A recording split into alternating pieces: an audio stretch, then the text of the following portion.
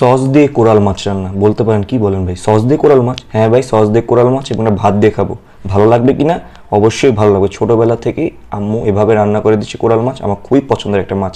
আছেন, শুরু থেকে শুরু করি। সবার আগে কোরাল মাছ হলো ভালো মতো clean dry fresh cutting to fitting করা, মানে আব্বা বাজার থেকে এটা কাটিং টু ফিটিং করে নিয়ে এসছে।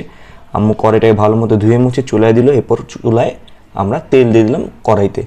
এরপর সাথে সাথে পেঁয়াজ দিয়ে দিলাম, পেঁয়াজটা দিলাম সীমিত পরিমাণ। তার প্রধান কারণ হলো আমরা এখানে পেঁয়াজ বাটা দিব, ঝোলটাকে ঘন করব। তারপর এটার মধ্যে সসও যাবে, মাছও যাবে, যার কারণে পেঁয়াজটা সীমিত পরিমাণ দিলাম। পেঁয়াজটা একটু ভাজা ভাজা করে নিচ্ছি, ওই যে সবসময় যেভাবে আমরা করে নিই, আগের ভিডিওতে আপনারা দেখেছেন। ভালো মতো কাটিং টু ফিটিং করার পরে এরপর হলো আমাদের প্রাণপ্রিয় পেঁয়াজের বাটা চলে আসলো। পেঁয়াজ বাটার পরে এখানে আম্মু রসুন বাটাও অ্যাড করে দিল। রসুন বাটা এবং পেঁয়াজ বাটা অ্যাড করে ভালো মতো মিক্স করে দিল। ওই যেটার মধ্যে আমরা পেঁয়াজ বাটাটা করলাম সেটা ভালো মতো একটু পানি দিয়ে যা ছিল সব ভিতরে দিয়ে দিল আম্মু। তারপর এখানে দিলাম হলুদ গুঁড়া, তারপর দিলাম মরিচ গুঁড়া।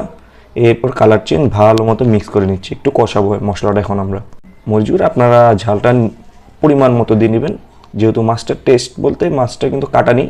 এই মাছটা ম্যাক্সিমামই চাইনিজে আপনারা সবাই খেয়েছেন, কিন্তু ভাত দিয়ে হয়তো খুবই কম মানুষ, কারণ অনেকের পছন্দ না। কিন্তু এইভাবে রান্না হয় মাছটা ভালো লাগবে, খুব সুস্বাদু লাগে ভাই কোরাল মাছটা। দাম আস্তে আস্তে অনেক বেড়ে গেছে। একসময় আমার মনে আছে আব্বা 700-800 টাকা কেজি করে আনতো, এখন নাকি 1250-1500 টাকা। ভালো যেগুলো বড়োগুলা 1500 টাকা কেজি চায়, হিউজ দাম বেড়ে গেছে। যাক, অনেকদিন পর কোরাল মাছ খেলাম আজকে, ভালোই লাগলো। এর মধ্যে কিন্তু মশলাটা কষে আসছে, কষানোর পরে কিন্তু আম্মু এখানে পানি অ্যাড করে দিবে। এই দেখেন ভালো মতো কষিয়ে নিয়ে আসছি।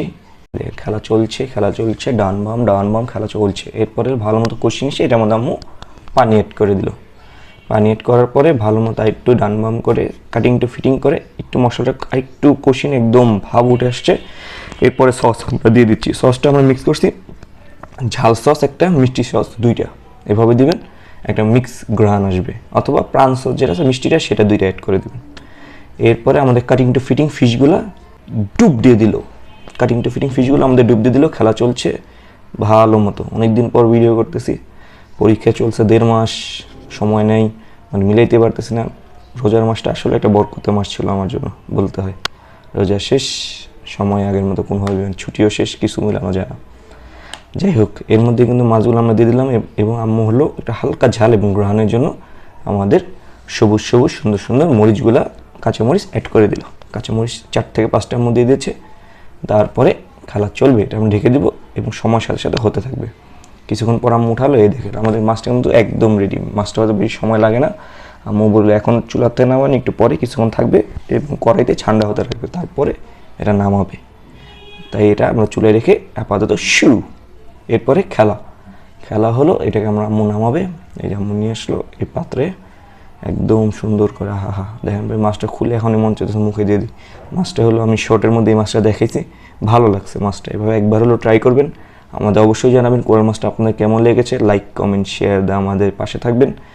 এবং যেহেতু এখনও নতুন, আমাদের ফ্যামিলিটা মাত্র এখনও 200 ক্রস করেনি, সামথিং 160-163। আমাদের লাইক কমেন্ট দিবেন, সাথে থাকবেন, আমাদের সাপোর্ট দিবেন। সবাইকে ধন্যবাদ।